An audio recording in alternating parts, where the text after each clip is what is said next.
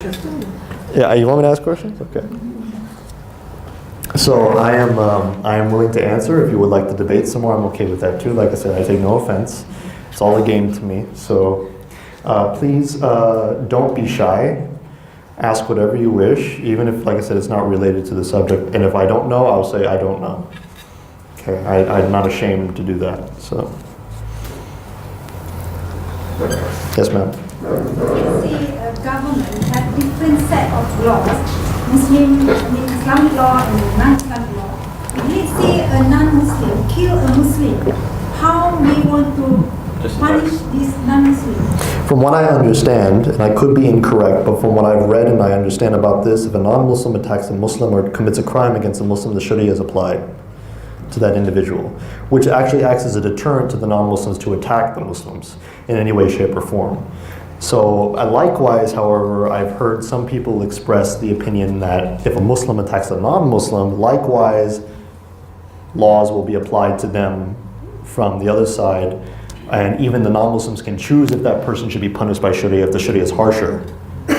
So in some ways it's very fair. There are other scholars who suggest that in any case, the Muslim is always punished by Sharia. And there are a minority of scholars who suggest that Sharia is applied onto all Muslims. However, that's actually a minority opinion. Oh, non-Muslims, excuse me. So, however, the system that we are talking about is much more pluralistic.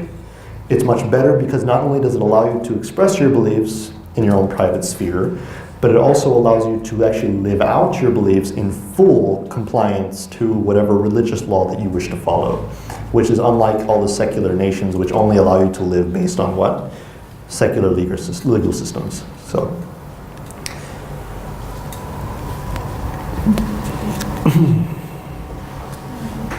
Yes, ma'am. You share that when people use science in Quran, some of the Muslims become doubt of Quran. Can you share what's the argument, the examples of argument? Okay. Actually, in many instances when many Muslims use this argument that there are scientific miracles in the Quran, and they go debate with atheists, the atheists who tend to be more obsessive about scientific phenomenon, they will cite inconsistencies in the Quranic narrative based on a lot of details that are much more different than how the Quran suggests. That's why I said the Quran suggests a very foundational, very basic level of understanding. However, a lot of Muslims come in who use this argument and imply that the whole theory is being expressed there. Whereas then, the atheist responds and says, no, see, look at this. Look at this difference. You see this? This is different. Did the Quran say this? No, it doesn't. That can't be it. So they go on and on and on. So that's why I think it's dangerous in that sense. There's also an ayah in the Quran that says that the earth and the heavens were split apart. So people assume this means the Big Bang. However, most atheists that I have encountered and seen argue with individuals who promote this view have also shown that in the past there were many other religious beliefs or other religions, even pagan views, that had the same view in their own scriptures. So they will suggest that, oh, the Quran copied from that then, which is false. But what I'm trying to say is that there are certain things in the Quran, physically speaking, that are very basic understanding. We should leave them that way. If we try to imply anything else on there, the atheists will typically pick it apart based on the minute details. And this can be very difficult for especially a lot of converts to deal with when they base their entire understanding of the validity of the Quran on science alone. This is very problematic because the Sahabi and the Prophet ﷺ didn't see the Quran in that way, did not validate the Quran in that way. So, any other questions? So, Quran is a book of science. It's a book of science, but not a book of science. Yes, I've heard that before. So that's very good.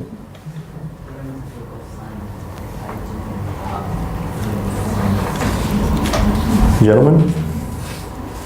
If let's say Sahaba they understand Quran and they feel wonderful of Quran because of the miracle in the language. Does it mean we should learn Arabic until we can feel the miracle of language of Quran? Yes, we should always try to strive to learn Arabic. Even myself, I'm trying. I mean, it's difficult to learn a language. This is something, but we are capable of it. We should continue striving no matter how difficult it may be. However, to understand the miracle of the Quran, we don't need to understand Arabic, actually. To fully experience that miracle, yes. But to understand the miracle, to know why it's a miracle, the Quran itself, we don't need the Arabic. In fact, all we need to do is understand the context in which it was revealed, what the Quran is, and the challenge that it issues towards the non-believers, which it says is try to produce a surah like it. And what we understand by this is, first off, the Quran is a recitation. Yes, it was written down by the companions, and it was written down eventually and compiled into one book. However, from the Prophet ﷺ's tongue, okay, it was an immediate revelation. It was impossible to conjure up anything like that over the period of time that he did, that was always coherent, non-contradictory, that flowed in a rhythmic pattern, okay? And another thing that's interesting about it was that it was revealed in a certain context at certain times, history, meaning that each ayah had a specific context in which it was revealed, okay? And every ayah is contextualized and has meaning based on other ayahs in the Quran as well. So when you say, when the Allah subhanahu wa ta'ala is saying, make another surah like it, He's not just saying, give me a few lines. No. He's telling us, or He's telling the kuffar, that you need to produce something like a surah, but in every ayah, that ayah has meaning based on every other passage in the Quran as well. Does that make sense? So it's not just, it doesn't just have one meaning in that particular, it's also contextualized based on all the other surahs and the other ayahs in the Quran. So that very surah itself has so much meaning, and it's so coherent, and it doesn't contradict anything else in the Quran. Is that possible? Is it possible, without writing it down, without having contemplated over it over a long period of time, being taught by somebody? Remember, the Prophet ﷺ was also unlearned. He had no knowledge of many of the things prior, especially from other scriptures. So these people need to meet these conditions. So today, when you tell an atheist to meet the condition, they go, okay, I'll be right back. So they go get a piece of paper. They start writing. That's already number one wrong, because the Prophet didn't do that. It didn't happen that way. He didn't. He didn't. So, oh, what should I write today? No, that's not what happened. It was revealed to him immediately. He recited it. He memorized it, and that was it. And it went into the collection of his memory.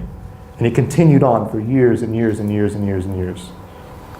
So this phenomenon, I think, is impossible for any human to fabricate at all.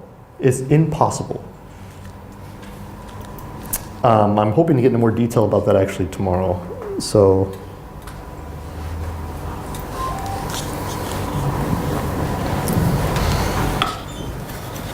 it's very quiet.